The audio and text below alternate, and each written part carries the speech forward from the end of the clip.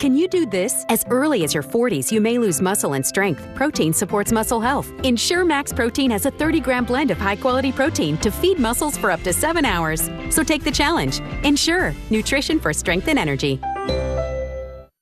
If you have Graves' disease and itchy eyes, the truth may be even more uncomfortable. People with Graves could also get thyroid eye disease, or TED, which may need a different doctor. Find a TED eye specialist at isitted.com. We want to thank the wonderful folks at the Colony Hotel for letting us work and play. If you want to plan your visit here, check out thepalmbeaches.com for more information. Yes. Now we are joined by the Insta Queen of Palm Beach, the one and only Sue Bell. Wait a minute, Kevin now. Frazier, get it right. She is the grande dame of the Palm Beaches, Okay, Miss you're right. Sue Bell. Oh, I love E.T. Sue Bell does a great job of critiquing celebrities. Yes. Looks like a gust of wind would put you airborne. You look like a little German schoolboy. Why don't you critique Kevin? Pants are a touch too long because it's like the deputy dog, and you could air your collar just a little bit. Come over here, darling. Happening now.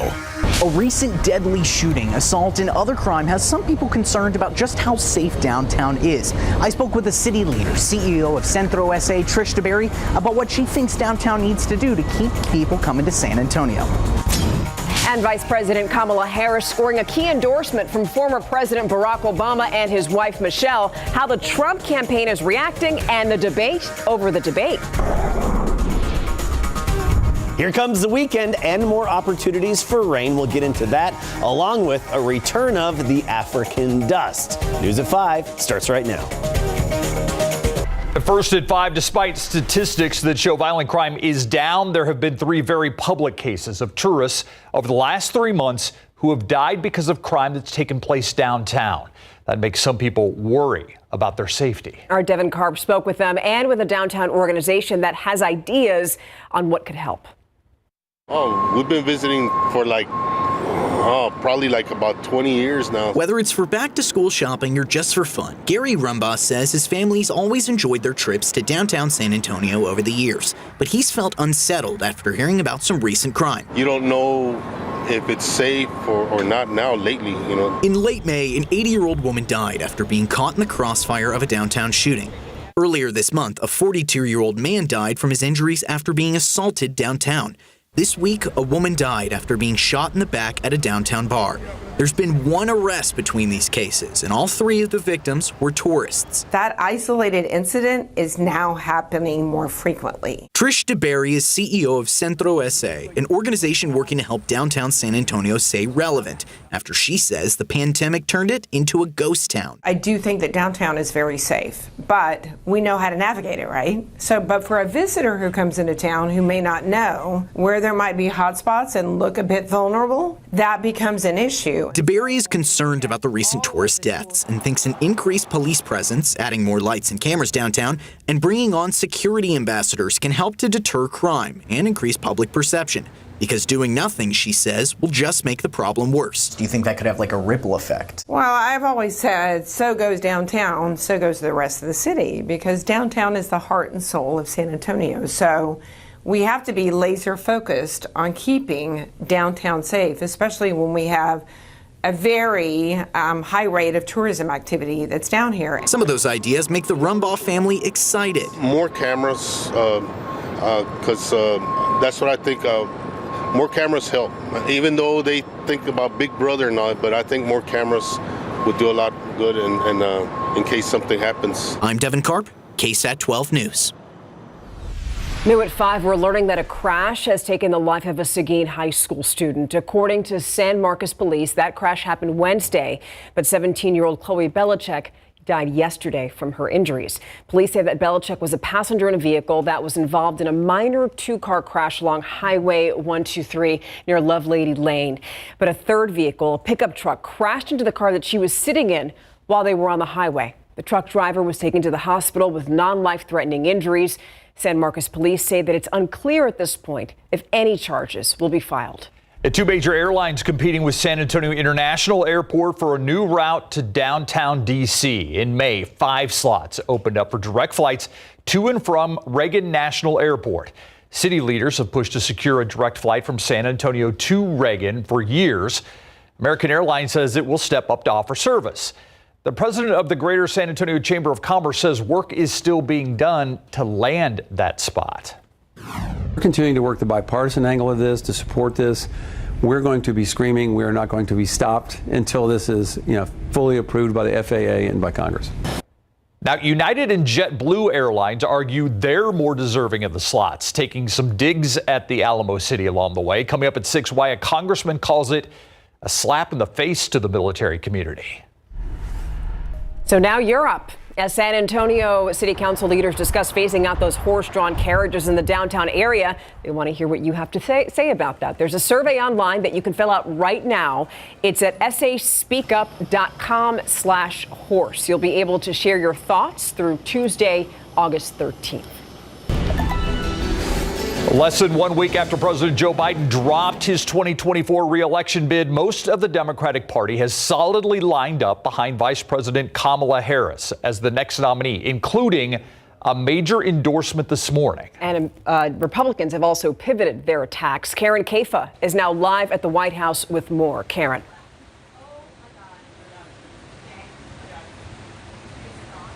Stefania and Steve, what a difference this week has made. Republicans are adjusting to a new opponent. Democrats hope to capitalize on a new wave of enthusiasm.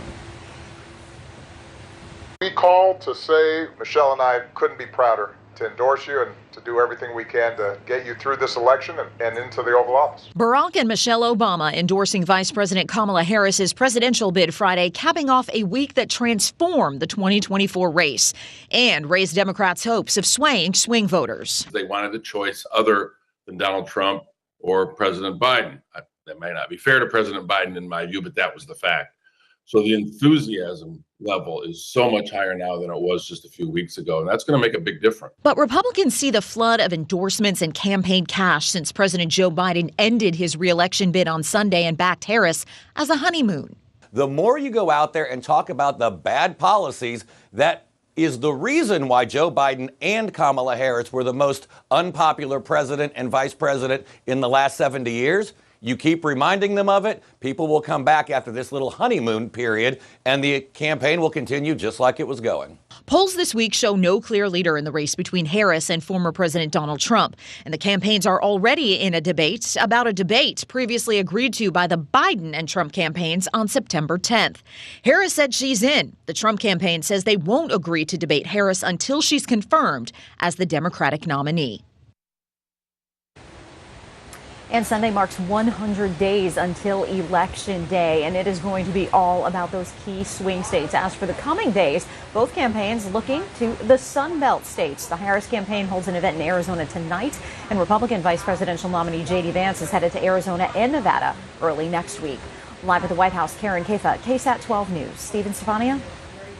So, Karen, I want to go back to something that you mentioned in your piece. You mentioned that former President Barack Obama and Michelle, they endorsed Harris early this morning. People are asking what took them so long. They've had more than 4 days. Yeah, it was kind of interesting, Stefania, to not see the Obamas step out immediately, like, for example, the Clintons did to endorse Kamala Harris.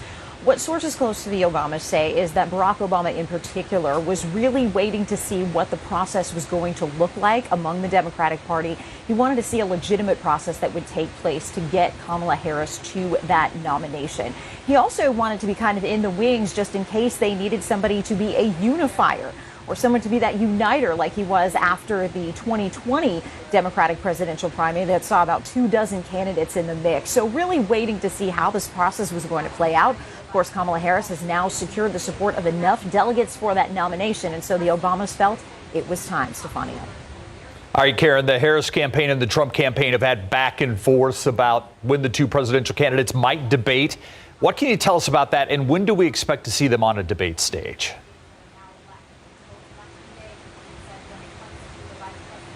Yeah, so Steve, there was a debate on the books that the Biden campaign and the Trump campaign had agreed to on September 10th to be hosted by ABC News. As of today, ABC News says they'll still move full speed ahead on planning for that debate.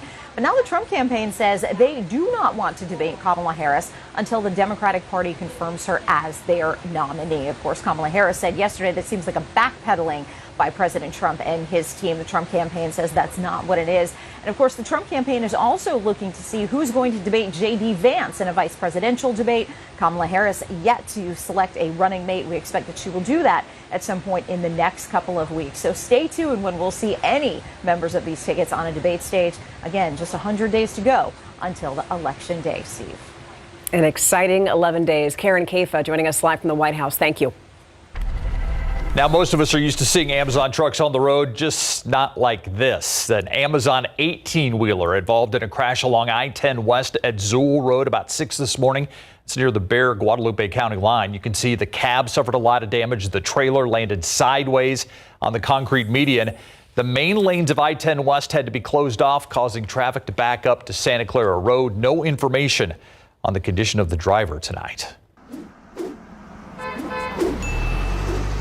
And checking out traffic right now, let's go to I-35 at I-37 near downtown. And you can see traffic very slow going, not all that unusual right now. And we're also going to check out some of the closures that are happening at 1604. Yes, it's a weekend, so you know something's happening. Here's RJ Marquez.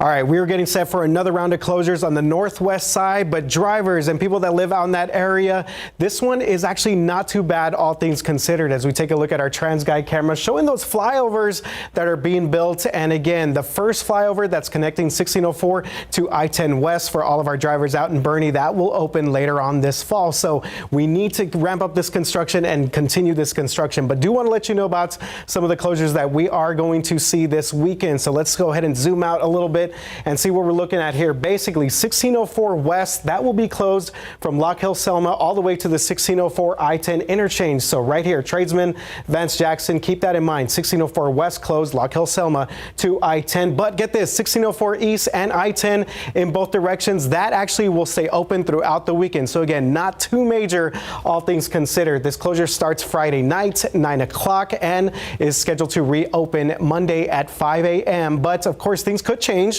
because of the weather and some of the rain that we may get in our area. Just make sure to follow KSAT.com and also TxDOT's social media platforms for more information. Be safe, y'all, and have a good weekend. And to touch on what RJ was talking about, I've noticed through experience that sometimes TxDOT reopens that interstate in those stretches earlier than what was scheduled. So there could be a silver lining there, too. Hey, growing pains, right? It's all part of the improvements.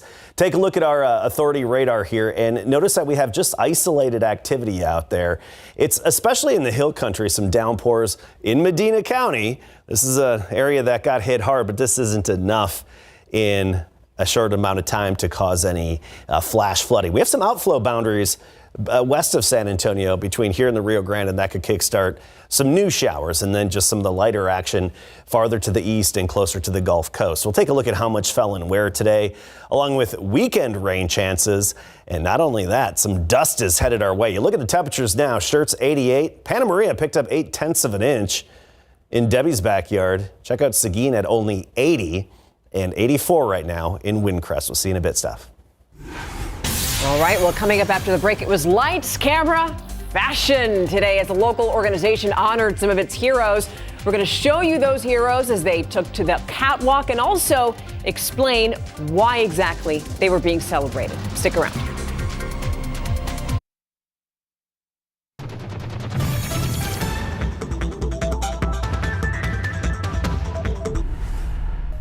Here's a look at what we're working on for the news at 6 o'clock. Delia's Tamales here in San Antonio and in the Rio Grande were the center of FBI raids earlier this week. We told you about those. Tonight, we're going to sit down with the attorney that's representing former Delia's employees to look into their lawsuit against the restaurant.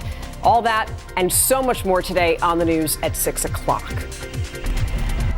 So, when the kiddos start school in a few weeks, they're going to be able to brag about the new skills that they learned this summer. We want to show you what some of the kids here in San Antonio did. They learned archery, kayaking, and also about nature during the San Antonio Parks and Rec Department's Aim to Float program. Look at how much fun that looks. Well, that began this summer. There's 3 components of the program. It is archery, it is kayaking, and there is a natural areas component, or think about conservation. One of the activities as the kids exit, they will then be able to go to and look at a watershed model and see how pollutants enter our waterways, as well as they'll be doing sampling of invertebrates, and then they're going to be able to look at them up close and learn about that as well. Now, talk about making learning fun. By the way, that camp is called Aim to Float, and San Antonio is planning to hold it again for the kiddos next summer. Educator of the Month, brought to you by First Mark Credit Union.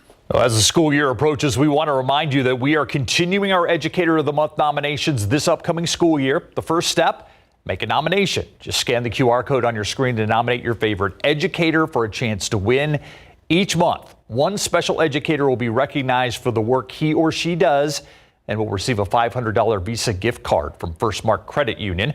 This isn't just for teachers either. It could be a bus driver that's made a difference, a custodian worker, a cafeteria worker, anyone who's making a difference at your school.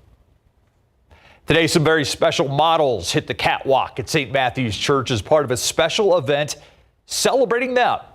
Eva's Heroes hosted its first show and luncheon honoring its clients, people with intellectual disabilities. Today was the climax of a 5-day program for Eva's Heroes participants who learned how to work the spotlight, walk the catwalk. The heroes enjoy a fun learning experience while at the same time, community supporters and sponsors get to see firsthand how their support makes a positive impact. We're all about enriching the lives of individuals with intellectual special needs. We want the community to know that. We want them to know that it's important that we continue to provide our services throughout the year. Plus, it looks like fun. The public encouraged to head to the organization's website, evasheroes.org, to find out how they can support its clients and get details about their big fundraiser, Celebrity Casino Night. That's happening on October 16th. And I hope that Michael Quintanilla is going to be there, too. He always looks good wherever we see him. All right, I look to the bottom right there. I see 85 degrees. There's a live look over our live cam. And, yeah, we've been talking about, the rain that we've had here and there. Excited about that. But, I'm thinking about tomorrow. The Briscoe has an annual day of the Cowgirl that's going on from 10 to 4 tomorrow. It's a free event for the kiddos. So that's good because regardless of whether it rains tomorrow, you have something to do with the kids. Yeah, 10 to 4 tomorrow. And a great museum, just no matter what. Doesn't matter what you have going on. But there will be some pop-up hit or miss showers, little downpours each afternoon this weekend. Coverage not the same as what we had earlier in the week. That's our main headline. Some more, really just 2 more days of it. That's all we have till our pattern dries up. Next week, sunny, dry, and warmer. Temperatures back to average. Dust. Yeah, it's time to talk about the African dust. Now that we'll be able to see it in the sky again next week, it's going to be moving in. We'll have a plume that'll be noticeable Wednesday. Here's a good example of what the rain has done for us. The aquifer up over 6.5 feet since this time last week. Isn't that good to see? Because of some very good rain on the recharge zone and the contributing zone. Today, most of it between San Antonio and the Gulf coastline. That's where we had the best moisture, but we did get a pop-up downpour right along I-10 a few hours ago, just east of Wagner High School. And check this out. This is a 1 inch of rain here, even down toward Martinez, about 9/10 of an inch. So pretty impressive there, just outside of Kirby. Kirby, you saw it, probably hoping it would make it, and then it rained itself out. 40% chance tomorrow, 50% coverage on Sunday, and then we turn off those rain chances as we get into next week. Here's the overall pattern.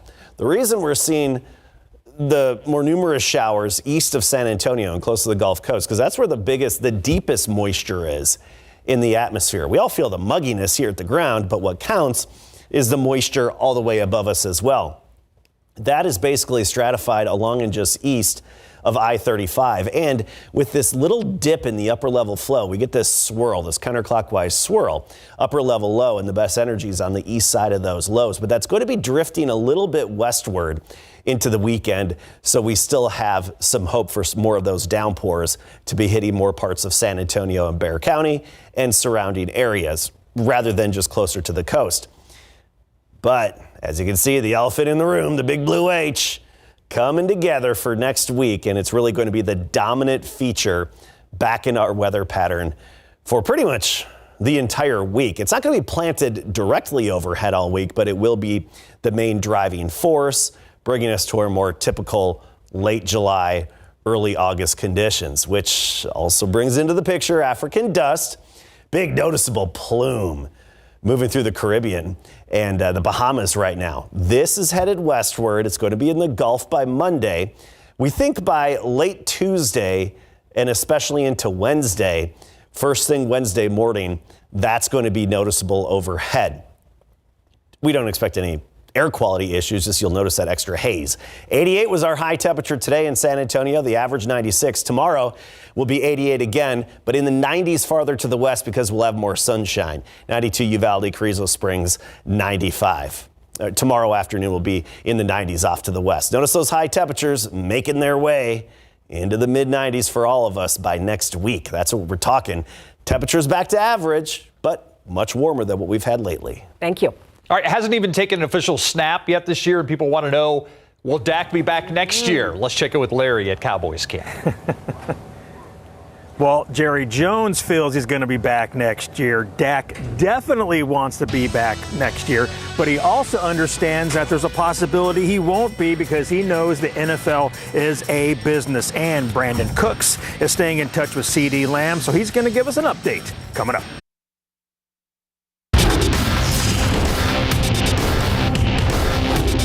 Yeah, a lot, especially when I just tell you, I obsess over getting better. I feel way better than I did last year at this time, and I know mentally I'm sharper, and that just comes with experience. As I told you, each and every year you get better.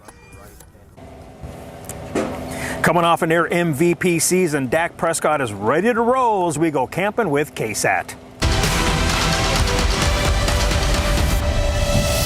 Good afternoon, everybody, and welcome live to Oxnard, California, where the Dallas Cowboys are holding training camp for the 18th season. From the coaching staff to the players, every single person is excited, and they're looking forward to getting in some great work in this awesome weather out here. So led by quarterback Dak Prescott late this morning, the boys hit the field under clear skies and a cool breeze. During his daily presser, head coach Mike McCarthy said the team has an intense 11-hour schedule on the daily, and he's pleased with the work so far. Dak is in the final year of his contract. He loves being a Cowboy, and he wants to return, but he says he also understands the NFL is a business. At the end of the day, it's a business, and you know, when I'm going to say it, I want to be here, but you know, when you look up, all the great quarterbacks I watched played for other teams. So my point in saying that is that's not something to fear. That may be a reality for me one day, may not be my decision. So that's the freedom that I have is be where your feet are, make the most of it, be confident in yourself, make your team better. I love my teammates. I love that locker room. I love everything about being out here in Oxnard and being a Dallas Cowboy. Check out this sweet diving grab from wide receiver Jalen Tolbert. Dak threw the ball to his outside shoulder, and Jalen adjusted to snag it. Now, all the wideouts are getting extra reps with CeeDee holding out for a new contract. 10-year veteran Brandon Cooks says he's been keeping in touch with Lamb. Just checking in on my guy, and that's about it. You know what I mean? Everything else is going to take care of itself. I don't get into specifics. I'm just there as a brother for him. I know what he's going through. I know he misses it. He loves this game so much, but at the end of the day, he got to handle his business. And coming up tonight at 6, Mary Rominger will talk with longtime offensive guard Zach Martin, and we'll also hear from Tolbert on that awesome catch. All right, that's it for sports. We'll be right back after. It's really going to be more of the same into the weekend. We do think we'll have a few more downpours in and around San Antonio and surrounding areas. Then next week, it's back to the heat and sunshine. Well, thank you for watching the news at 5. World News is next. See you back here at 6. Yeah.